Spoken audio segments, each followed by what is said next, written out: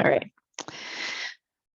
Thank you all for being here today for our second Ask the Attorney webinar this year. And thanks especially to Jeff Tenenbaum and the Tenenbaum Law Group for joining us and presenting this for us. In addition to Jeff today, we also have his associate, Nisha Tucker, who helped join Jeff the meeting, start the law firm about a year and a half ago. So with that, I'm going to let them introduce themselves. And if you guys have some things you want to talk about at first, let me know. Otherwise, we can jump right into the questions that were pre-submitted. Thanks, Melissa. And good afternoon, everyone, or good morning to those of you on the West Coast. We're glad, Nisha and I are glad to be here yet again to answer your questions on all things legal issues involving associations and particularly FPA chapters. Everything is on the table today. Last time we did this, I think most of our questions were certainly COVID related, especially focused on meetings and events. These days, in continuing to do sessions like this, there's an increasing focus on workplace issues that we've been getting a ton of questions, and we get questions every day from clients, but also on these sorts of webinars, people wondering about liability issues and vaccination mandates and mask wearing mandates and everything else in between, liability insurance and the like. So happy to take questions on those issues, but also we're happy to take questions on anything else. Nisha and I, like Melissa said, we started Tenenbaum Law Group about a year and a half ago. We've since added a third lawyer, Julie, to our team. We primarily serve as outside general counsel to our clients, who are all nonprofit organizations. About 2/3 of them are associations, and the other third are other types of nonprofit organizations. So there's virtually no legal issues that we don't deal with. So everything from tax exemption and UBIT to contracts and corporate governance to copyrights, trademarks, employment, conflicts of interest, you name it, there is no shortage of issues that you guys deal with on a daily basis. And so any of that is fair game for today. I've been doing this now for 26 years, all of it in Washington, D.C., where we're based as an attorney in private practice representing associations and other nonprofits. Nisha spent most of her career in-house at an association and also at an association management company, managing and providing legal counsel to associations. She's been doing this for about 14 years and is also very experienced in the area. Nisha also really takes the lead, I'd say, of the three of us on a lot of the meeting contract drafting and revisions, which has been a huge area of focus, not just related to COVID, of course, because everyone has concerns about potential meeting cancellations and poor performance leading to potential attrition penalties and things like that. And we, of course, deal with those issues on a daily basis. But also just the regular contracting process for future meetings and whatnot. There's a lot that we have learned not only through COVID, but just generally a lot of kind of tips of the trade. We get a lot of questions frequently, such as, what are the most important provisions to have in your hotel and convention center contracts? What sort of things are you adding or revising due to COVID? What sort of trends, pushback are you seeing from hotels, convention centers, and whatnot? And so I particularly wanted Nisha to be able to speak to those issues and anything else that might come up today. So with that as background, and as some of you had submitted some questions in advance, and if you did and you're on the call, please go ahead and just unmute yourself and pose those questions. But we really want to keep this kind of free flowing, kind of rapid fire, shoot away, and we'll try to answer as many questions as we can before the hour's up. So who wants to get us started? I will go ahead and ask some of the ones that we received in advance. First is, as some private businesses are now doing, can we, as a local chapter, mandate masks and or vaccination, proof of vaccination, or testing for event participants? Or would this have to be a policy at the FPA national level? Okay, so first thing that you have to understand is that there are some federal laws, particularly Title VII of the Federal Civil Rights Act and the Americans with Disabilities Act, that apply in the employment context. Well, the ADA only applies if you have a certain number of employees, which most of you probably don't. but there are a lot of state equivalents of the Americans with Disabilities Act, often that do apply to all employers in the state. So let's just presume for purposes of this discussion that the ADA or the state equivalent applies to your chapter. In the employment context, so rules regarding vaccinations and whatnot, mandatory vaccinations for your employees are very different than the rules and what you can do when it comes to mandatory vaccinations for conference or meeting attendees. And that is because those provisions of the ADA and Title VII of the Civil Rights Act that protects against religious discrimination, those provisions do not apply to conference and meeting attendees. And the conference and meeting attendees don't have the protections that come from those two statutes. So the short answer is, can you mandate, let's deal with each one separately. Let's deal with the workforce first.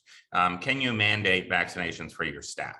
Now, of course, if FPA National, has some sort of policy that's mandatory on the chapters, whether saying you have to require vaccinations or you're not allowed to require vaccinations or anything like that. Of course, we're talking about COVID vaccinations. That's a different story, and I'm not aware that there is any such policy. So presuming there's not, then chapters are free to do what they would like, but because of those two federal laws or the state equivalents, you can require, the EEOC has said it is lawful because COVID is a dangerous, deadly virus that poses a risk to people in the workforce, that it is proper and appropriate to mandate vaccines for your staff if you want to. You don't have to. Some employers are mandating it, many are not, and many are taking kind of an in-between approach where they're not mandating vaccines, but they're saying if you're not fully vaccinated, then when you're in the office, you have to wear a mask and socially distance at all times, including on travel for work and whatnot. Trying to provide an incentive for people to get vaccinated, but also to protect everyone in the office. That's probably the most common approach that we're seeing. However, you have to make exceptions and provide a reasonable accommodation for those that have a sincerely held religious belief that prevents them from being vaccinated, or that have a qualifying medical condition that makes it dangerous for them or unable to get vaccinated. And there's a whole set of rules that on the federal level, at least from the EEOC, about what sort of proof can you require in terms of a note from someone's doctor, and what is a qualifying disability and whatnot. Hey, Jeff, I'm gonna stop you there because the majority of the people on this call, this does not relate to. So individually, if any of you are interested in this, contact me and we'll connect you with Jeff off this webinar. Let's focus on events. Okay. Most of the attendees here are not employers. Okay, then as long as you recognize, you got to make exceptions for sincerely held religious beliefs and medical conditions in the employment setting. In the meeting setting, for conference attendees, those two things do not apply. So you can have a blanket rule that says you are not allowed to attend this conference unless you are fully vaccinated, and you can require proof of vaccination unless you're in one of the states that prohibits requiring proof of vaccination as a precondition of attendance. There are some states, I think there's 5 that we're aware of at the moment, Texas and Florida being the biggest, that have passed laws that, or executive orders that state that, well, a lot of them apply to governmental employers, like governmental agencies, state and local governmental agencies. But those 5, there's a lot more that apply to join the meeting, that make it illegal for governmental agencies to require proof of vaccination as, for instance, a precondition of doing business with the state or coming into the office or whatnot. But there's 5 that also apply those restrictions to businesses. Anisha, would you mind posting that list in the chat box? Will do. Those 5 also say that businesses in the state are not allowed to ask for proof of vaccination as kind of a precondition of going into that business, like a store, a restaurant, an event venue, things like that. And then one of those 5, Alabama, not only makes it illegal to require proof, but makes it illegal to even ask people if they're vaccinated as a precondition of coming into the business. What is not clear, and because these laws and rules are so new, is whether these would apply to a conference or a meeting organizer like you guys. The way that they're written, and they're written fairly similarly, it does not seem that it would apply Although certainly, an aggressive state regulator might take the position that they do apply to conference organizers. However, they almost certainly would apply to the venue where the event is being held. And so as a result, you really, and by the way, what Anisha just posted, focus on some of them ban government agencies from doing this, but we're not, that's not really what we're getting at here. We're talking about the ones that ban businesses. And so if you're in one of those 5 states that ban businesses from requiring proof of vaccination, and that applies to, say, the hotel or the restaurant or the convention center where you're holding your meeting, that probably means that it would be illegal for you to ask for proof of vaccination in order for people to attend your conference. It does not mean, except in Alabama, that you could not ask people to voluntarily self-certify that they are fully vaccinated. You could do that, but you cannot ask for proof. These laws are evolving and changing on a very, very regular basis. And so if you're going to hold a meeting, you want to check in your state, or whatever state you're holding the meeting in, to see what is the current status of those laws or rules in your state, because those laws, if those laws don't apply in your state, then you can say no one can attend our conference unless they're fully vaccinated. Or if you're not fully vaccinated, you have to wear a mask and socially distance at all times. You're free to do that without any exceptions. But if any of these state laws come into effect, and if you're in one of those 5 states, then that can be a real problem for you in that regard. Hey, Jeff, point of clarification. Nisha's note says that we're banned from asking for proof of vaccination, but does that mean that we couldn't require attendees to be vaccinated and just have them self-attest but not require the proof? Yeah, that's what I just said, that Okay. those 5 prohibit businesses from asking for proof of vaccination, but one of them, and Anisha, we should probably put an asterisk next to Alabama, one of them Alabama makes it illegal not only to ask for proof, but to even ask people if they're vaccinated as a precondition of going into the business or participating in the business. The other 4 just proof. That's why I said if you're in Florida, Iowa, North Dakota, or Texas, you can require vaccinations. You just can't ask for proof. You can't ask for a copy of their CDC vaccination card. You can just ask them to self-certify. Got it. All right. I know that's a lot to digest, but that's the current state of the rules in this area. Anyone have any questions about any of that? Before we move on to the next question. All right. Hmm. Shoot away. Next question. What are some general things they should look for in the post-COVID world as it relates to event contracts? And how can they address a shortfall on attrition? All right, Nisha, why don't you take the lead on this response, and then I can chime in with some color commentary. Sure. Hi, everybody. So there's a couple of things we can do, and we need to be able to distinguish between contracts that are already in place and forward-thinking contracts. So the contracts that are already in place, there's a thinking that maybe your hands would be tied because the contract is already signed. The hotel or the venue may not be willing to go back and reevaluate certain provisions, but there's nothing to stop you from trying. So we want to try to do a room block review provision and just try to let them get the hotel to let you reduce your liability of the room nights without any consequence. So let us reduce up to 20%, and then we'll use that new number as our attrition number. A lot of hotels will push back on that, but then the alternative is to just try to do an addendum to remove attrition altogether, which is sort of lofty, or to at least give yourselves more wiggle room. So typically we're seeing about 80% is the attrition number. If you can get it down to 70 or so, that helps. So those are for sort of the— Nisha, why don't you explain, just for those who maybe are not as familiar, what that 70 or 80% figure means in the attrition context? Sure. So when we're looking at hotel contracts, your room night requirement, let's say you have guaranteed 1,000 room nights with the hotel. The attrition number lets you have that wiggle room of about, that 20%. So if we're looking at 80, you have to satisfy 80% of your 1,000 rooms. If you fall within that range between 80 and 100% of your room night block, you won't be issued a penalty. Anything below that number, if you hit 79% of your room block, you're going to be issued penalty for falling short and have to make up that amount to meet the 80% threshold. So those are really the ideal options for contracts that have already been signed, is try to reduce the attrition in just a simple negotiation with the hotel. When we're looking, and one thing to interject, but like every negotiation, you need to have some leverage, right?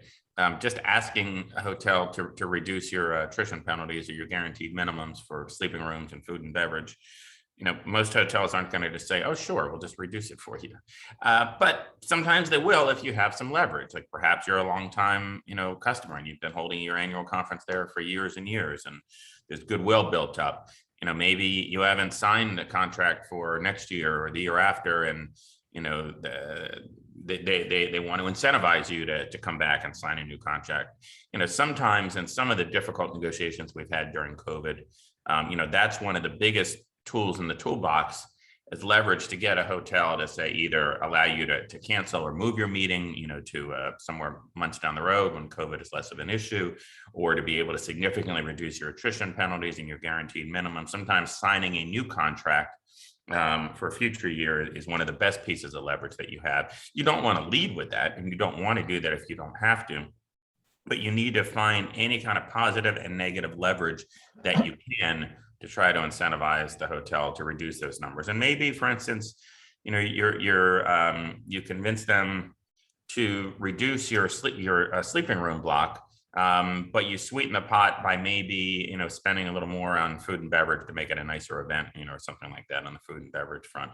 So that's kind of a piece of positive leverage. But you got to find whatever you can, whatever you have, to try to compel and convince the property to reduce your attrition.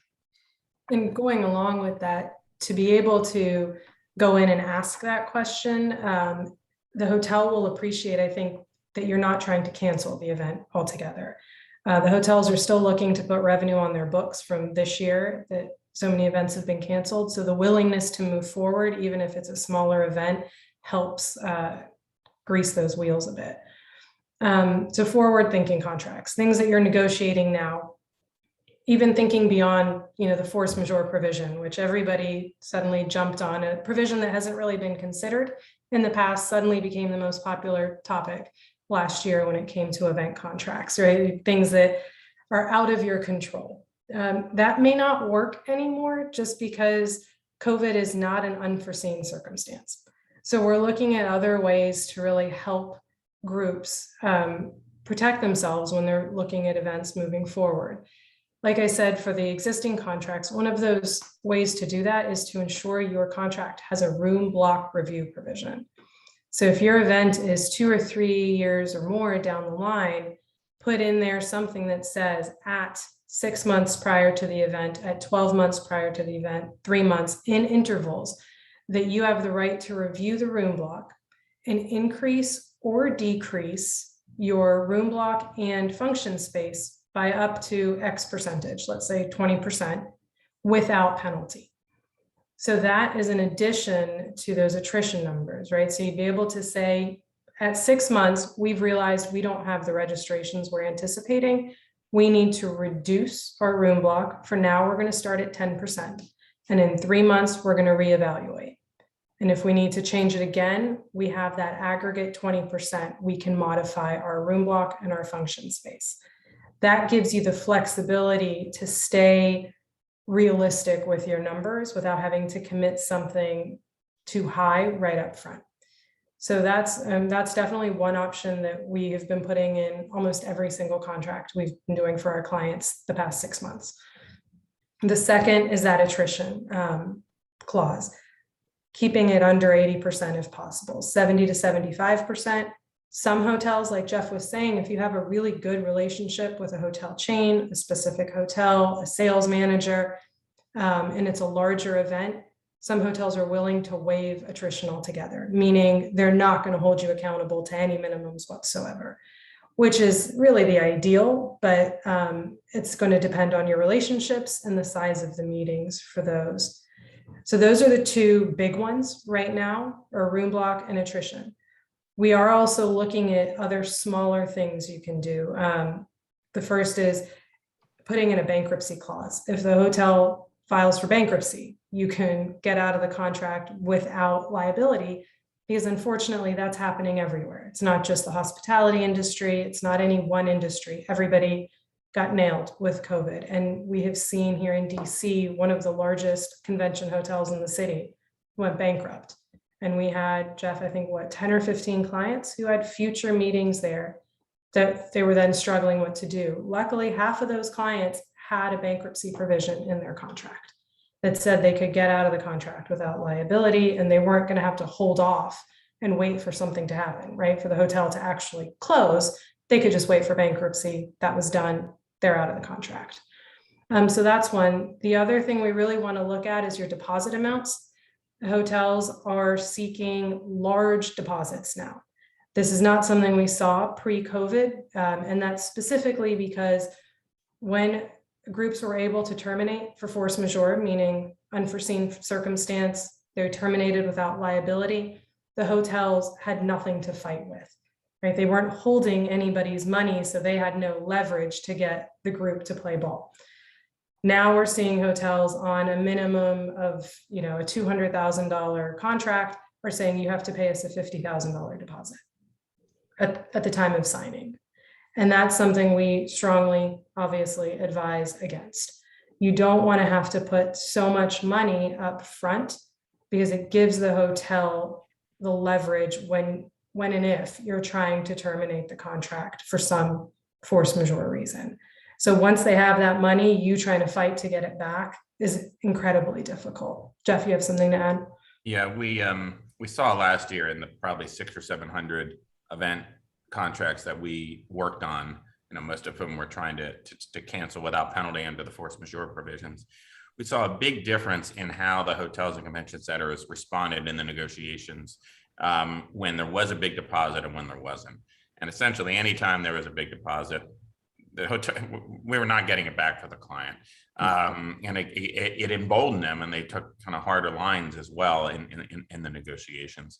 What we we're able to do in a lot of those cases, though, is get that deposit applied to a future year contract and not having it just paid as cancellation penalties. Because they're just going to keep it as cancellation penalties, you get nothing for it. But if you can say negotiate a future year contract and then have that money be applied as a deposit to that future year, that's a negotiating tool that we used a lot. And even in some of the rebook negotiations, sometimes it was actually, as opposed to the hotel just assessing them for huge cancellation penalties and sending it to collections and coming after them, there were some cases where it made sense for our clients to actually pay some additional monies, but to pay it as a deposit for the future year contract instead of cancellation penalties. So if you do have to pay, you want it to be a deposit, not cancellation penalties. But in these new contracts that Nisha is talking about, you really want to try to minimize the deposit as much as possible. And if you do have to pay more deposit money than you'd like to, at least have it spread out. So don't let them, require you to pay it all up front upon signing or something like that. But have it spread out over whatever period of time in equal installments, 4 payments or something like that to mitigate the downside risk. And similarly with the cancellation penalties, it's the same thing. We're seeing that, before it was 20% of cancellation penalty and then 40, 60, 80, and it kept increasing as you got closer to the event. Now we're seeing, immediately upon signing till a year before the event, 50% of cancellation penalties are due. So we're revising all of those provisions too, to be a little more reasonable in terms of the staggering of the cancellation penalties and when they become due.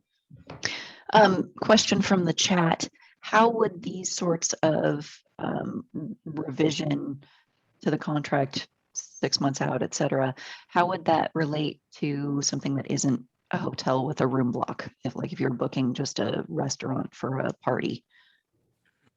Most of the restaurant contracts we've seen or venue contracts have something similar, that you have to give a final number by a certain date out.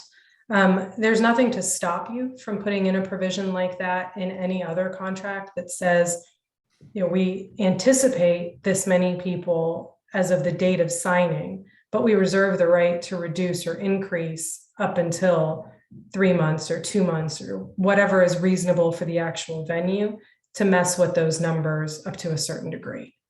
Yeah, so the same principles that apply to room blocks apply to food and beverage. It's just with a hotel that has sleeping rooms, you have both. With a convention center or with a restaurant, you just have one. You just have the food and beverage. But these same principles about deposits and attrition and cancellation penalties, they still very much come into play. One of the biggest differences is that if you get hit with cancellation penalties or attrition penalties, frankly.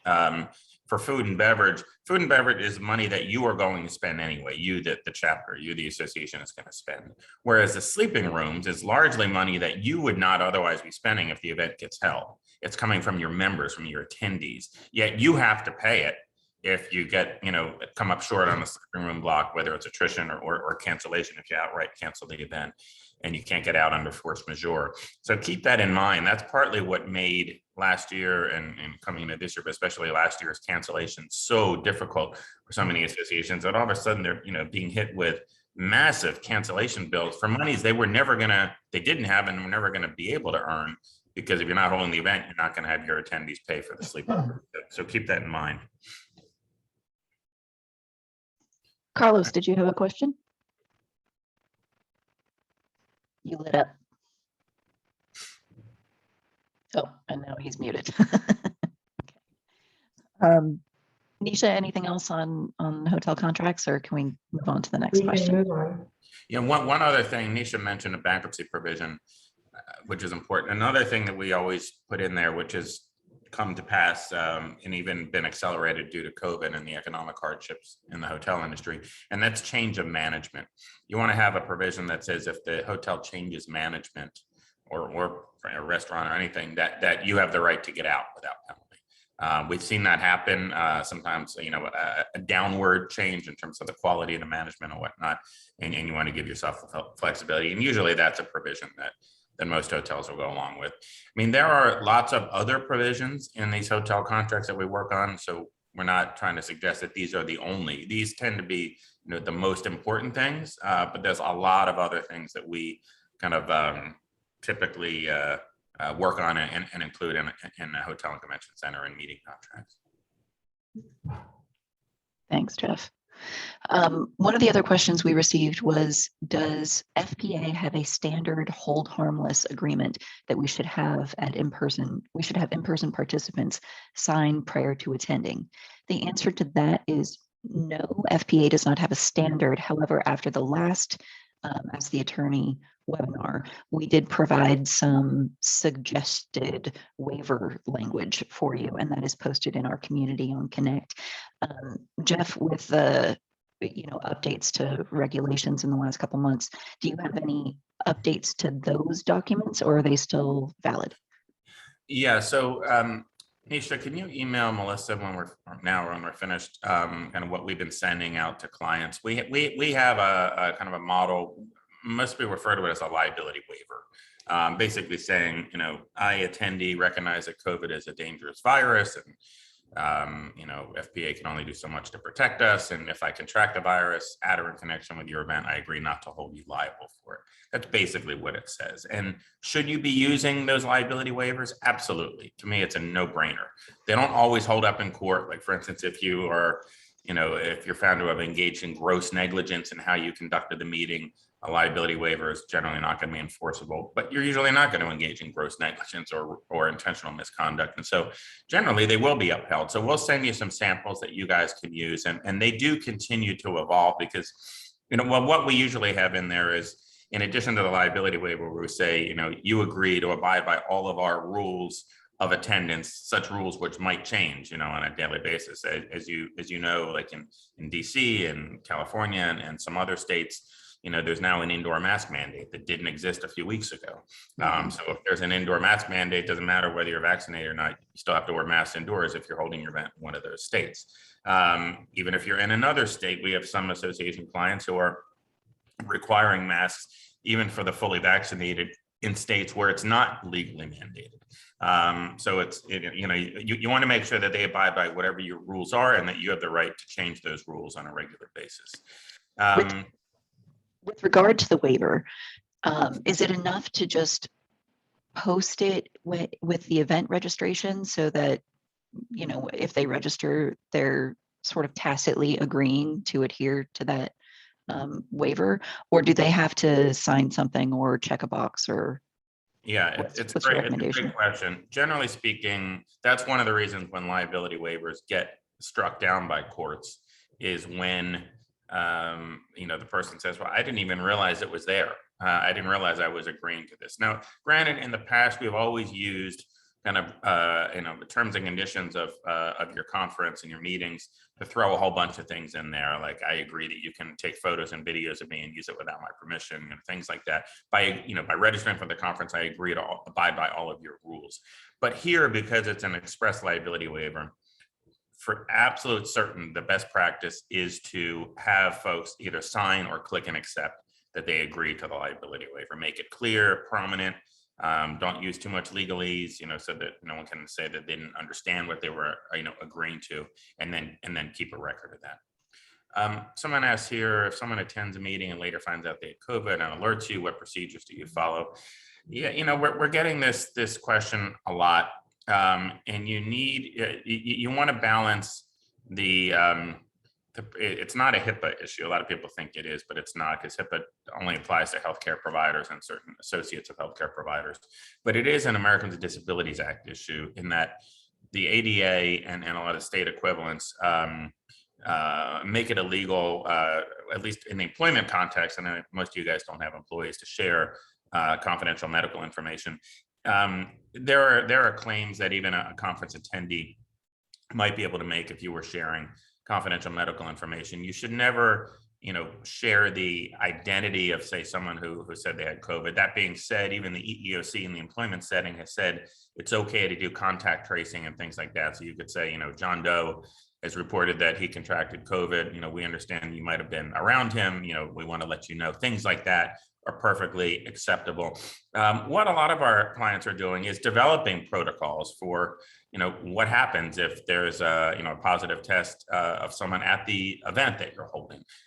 You know, what sort of medical, you know, access to medical facilities are nearby. We have some larger conferences that are even having, you know, paying for like I don't know if it's a physician or a trained medical professional, you know, to be on site at all time during the meetings, you know, having protocols for quarantining people if they test positive, things like that. Oh, and by the way, I should have mentioned earlier, when I said for conference attendees, you know, either show proof of vaccination in the states where you're allowed to, or have to wear a mask or socially distance as being kind of maybe the most common construct we're seeing. I should have added, it's usually proof of vaccination or a negative COVID test within the preceding 72 hours. That seems to be kind of a trend that we're seeing more and more in places that require either proof of vaccination or that recent negative COVID test. Someone asked here. Can I ask a clarification on that first? Not the COVID test, but you said that it was acceptable for an association to let people know that they may have come in contact, but it's not then legally required, or is that just an ethical, moral dilemma? So it's a good question. There's definitely, I mean, I'm not aware of any actually state or city or county that mandates that. It's not, there's no express requirement that you do that. It comes back to, you know, the basic issue of when is it possible for my association to be held liable if there's a COVID outbreak at my event? And the basic answer to that question is, was your association negligent in how it held the event, how it conducted the event? That's the basic standard. You know, did it abide by the prevailing standard of care that exists at the time? What is that standard of care? Well, you first look to state and local mandates, because the feds don't really have any mandates. They have a lot of guidance that's very relevant, like from the CDC, but they don't generally have mandates, at least outside like airports and train stations and whatnot. But a lot of states and cities and counties do. So you first have to consult whatever the mandates are in your city, state, and county. Then you look to the CDC, because that's kind of where the principal guidance for large meetings and meetings generally is coming from on the federal side. And there is guidance that the CDC has put out for meetings and what you should do to safely conduct meetings in the era of COVID. And you want to do as many of those things as you can, and you want to get the hotel or the meeting venue to do as many of the things that they can or willing to do that are kind of fall within their bucket. You know, things like sanitation and ventilation and things like that. You know, the more of those things you do, the less likely it is you're going to be held negligent. So, you know, to yours, that was kind of the background for the question, but the specific question, you know, is, do we have an obligation to tell others? I think if you know that someone tested positive that was, you know, in a crowd at your event, and you can do some contact tracing to inform others, you know, that they might have been exposed, especially if it's a conference without masks, you know, I would say, yes, you should try to do that. That'll help to show that you're not negligent in how you're conducting. Do you have some express obligation to do so? Especially if you're not sure, you know, if someone had COVID when they were at your conference, or maybe they contracted it later, you know, it's a judgment call. But I'd say I would recommend, if you were asking me as counsel, I would probably recommend err on the side of trying to inform people, not disclosing necessarily identities, except, you know, if you're doing some pure contact tracing, but I probably would err on the side of doing that. Thank you. Another question from the chat is, especially in states where there are, or counties where there are now indoor mask mandates, does this mean that chapter staff and or volunteers have to police people in order to, you know, uphold those laws, or even where there aren't laws, if it's part of our waiver? What's our, well, and yeah, not part of your waiver, there is chapter staff, right? If that's part of your rules, we've gotten this question a lot, and what I've been advising clients is that if you know, you don't have to be, you know, the brutal mask police every single time you see someone, you know, not wearing a mask or not wearing it properly, not covering their nose or something like that. You know, do you have to you know, run over to them every time? Not necessarily, but if you see someone who's kind of a repeat offender, they're almost purposely, what if we know someone is not vaccinated and attends an event not masked? What should we do? See, that's a perfect example. If you know that's the case, then yes, you absolutely should enforce it. Again, it's not that you don't have some legal obligation to enforce the law. You're not law enforcement. However, you are, you know, the hotel is not likely going to do that, or the restaurant staff, they're not likely going to enforce it. And if you want to be able to demonstrate that you were not negligent in how you conducted the meeting, and I think especially where you see a situation like Lori just asked about, or if you just see a repeat offender, then yes, you absolutely should do that. And in your rules, you should reserve the right to kick someone out if they refuse to abide by the rules. Look, no one likes wearing masks. At least I don't know anyone who does, but that's where we are right now in the state of the pandemic, and some states require it, and in other states your association might decide to require it, because that's what it takes to make everyone else feel safe coming to the event, unless you have a mandatory vaccination requirement or proof of a negative COVID test. Another question in advance was, is D&O insurance and state volunteer laws enough to cover volunteer liability? In other words, what liability do our volunteers have personally for events where something may occur? Or does that depend on the insurance? So first off, directors and officers liability insurance, there's no standard form. It varies significantly from policy to policy. But one of the things, there are some common elements, and one of the elements is that D&O insurance does not cover any claims for bodily injury or property damage. Bodily injury being the operative one here. So if someone files a claim, you know, that they contracted COVID at your event and that you were negligent in how you conducted the event, that's likely going to be excluded under the exclusion for bodily injury and property damage. In the past, those sorts of claims would have been covered by what's called commercial general liability insurance, completely different from D&O. And that's what a lot of people refer to as slip and fall insurance. And that's the kind of insurance that would cover your events and accidents that occur. It does cover bodily injury and property damage.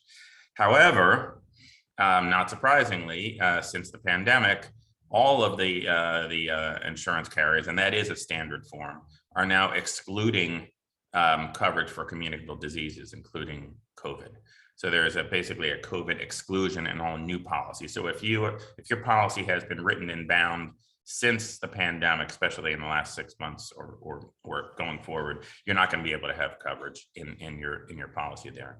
Federal and state volunteer protection laws are very helpful in protecting unpaid volunteers of nonprofits from a lot of liabilities.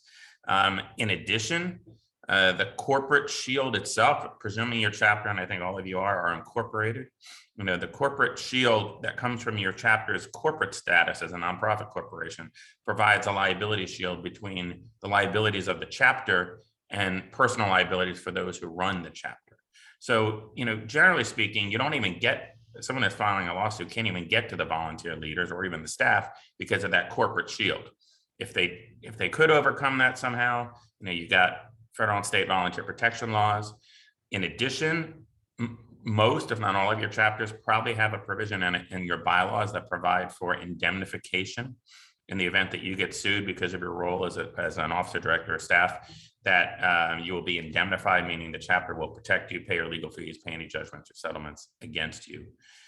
So you have all those multiple layers of protection, even if you did not have insurance coverage. So it's not something that I would lose any sleep over. So a lot of our chapter executives are not employed directly by the organizations themselves, but by association management companies or Right. meeting planner firms, or are self-employed. What coverages do those individuals have? Do those same corporate shields that you just discussed, do those protect a contract employee or contractor? So it's a great question, and we represent some of the largest association management companies in the country, so we're intimately familiar with the model and represent a number of associations that are managed by AMCs. A few thoughts here. First off, things like indemnification are not going to apply in that context. They generally apply just to officers and directors. Depends how they're written, but even if it's at officers, directors, and staff, you're not staff of the association, so the association's indemnification clause is not going to apply. Where a lot of the protections are going to, first off, you still have the protection in that, chapter is a corporation A and AMC is corporation B. So because of the corporate status, the corporate shield between them, generally speaking, the AMC should not be liable for, the liabilities of the chapter. However, if it could be shown that the AMC was responsible for creating those liabilities through your actions, then it is conceivable that someone could reach through and sue both the chapter and the AMC, saying that, for instance, the AMC was negligent in how it operated the chapter, or you were negligent in how you operated the chapter. Now, what's really important to focus on is the contract. Now, I don't know who I'm speaking to here at the chapters, your AMC hat, but depends what hat you want to put on. But if I was putting on, your AMC hat, and then like we do when we represent AMCs and we write their contracts and review and, their contracts with their association clients, that's where it's really important in the contract to try to spell this stuff out, to include indemnification provisions and their limitations of liability.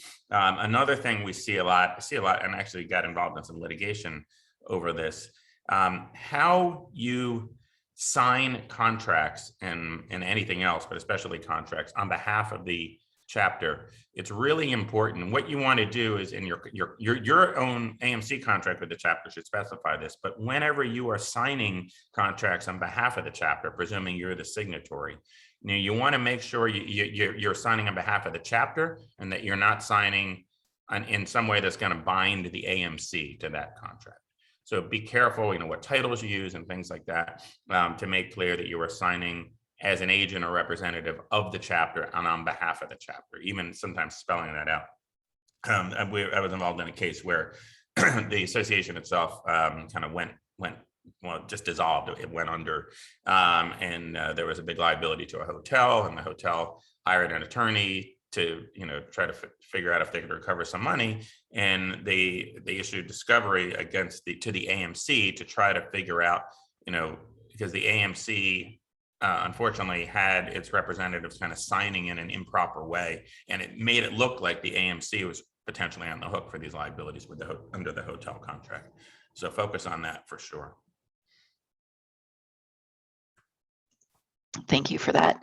The only other question I saw in the chat is anyone writing special event insurance with a loss of revenue clause? Eamon used to write a policy like that a few years ago, but no longer. So I think what you're talking about is event cancellation insurance, which very much still exists. All the same carriers still offer it. As of the beginning of last year, all of the event cancellation policies excluded coverage for COVID and other communicable diseases. Now, you used to be able to buy that coverage by paying an extra about 20% higher premium. You could purchase coverage for communicable diseases, including COVID. And a number of our clients had that insurance, and it was an absolute lifesaver for them last year when they had to cancel meetings. One of them got $11 million for one canceled event, which was quite a help to their bottom line for the year. That's no longer. You can no longer purchase coverage for communicable diseases. However, you can still purchase it. There are lots of other perils, and to use insurance verbiage, that can exist. Hurricanes, fires, strikes, transportation shutdowns, things like that, that can cause you to have to cancel a meeting or have what's called enforced reduced attendance. And these event cancellation policies are what's in insurance parlance, it's a form of property insurance, and it does cover loss of revenues. That's exactly what it's about. So, all insurance has gotten significantly more expensive over the last year, in part due to COVID, in part due to some other trends that had started before COVID. Everyone is seeing a spike in their premiums. Event cancellation is not excluded from that. So it is more expensive, but if it's your big annual conference and it's one of your, it's over 50% of your revenue for the year or something like that, it still may be worth buying that event cancellation insurance. But you have to do obviously a hard cost benefit analysis.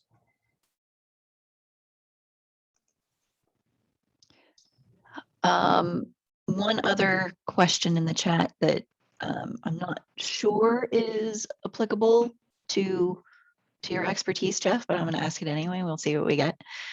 How can we require members to be vaccinated when we can't require them to indicate their birth dates? Well, first off, when you say, I'm not heard of any association saying to be a member of our association, you have to be vaccinated. I think what you mean is members who are attending our events. Look, you can, again, unless you're in a state that makes it illegal to ask for proof of vaccination, or in Alabama. And again, those bans, I don't think they apply to the chapter per se as a meeting organizer, but I think they do apply to the venues where you're holding the meeting. So effectively, that's the same thing. So unless you're in one of those states, you can require proof of vaccination or a recent negative COVID test as a condition of attendance. And if they fail to provide you with that proof, if you're asked for proof, or a self-attestation, then you can say, sorry, you can't come. So it's completely up to them. I mean, it's a very easy thing to enforce, I would think. And there actually are some apps out there now. I was reading about an association that contracted with a company called Clear that you might have heard of, that you see them at the airports. They do kind of security screenings in the US at airports. And they have an app, that a conference can contract with, and they will, like all of your registrants, can upload a copy of their CDC vaccination card, their driver's license or government ID, and a photo of themselves to this app. And then it kind of pre-clears you, and then, it shows up on your phone that you're pre-cleared and you're vaccinated for that particular conference. Or you can do it the old-fashioned way and have people show you a copy of their card, or their actual card, or photo of it when they come to your event. And that's certainly an option if you want to do that. And I'm telling you, and except in those 5 states, you're legally able to do that. Whether you want to do it, how it flies politically, as and your chapters are probably no different than the rest of the country. Some of you are in states where that would be very much frowned upon. Some of you are in states where having a mask mandate at your event would be very much frowned upon, even today. And some of you are in states where if you did not do that, you probably will get a lot of people not attending. We're seeing a lot of this is being driven from the ground up, from kind of the attendees sometimes asking the associations, yes, we want you to do this, or we don't want you to do that. No easy solution here. Associations, I think, are going to continue to be across the board on this. Do you recommend any kind of signage at the event itself regarding the pandemic? Yeah, I mean, it all goes back to that question. What are we doing to not be negligent in how we conduct the meeting? So yeah, reminding people if they have any COVID symptoms, they should stay away.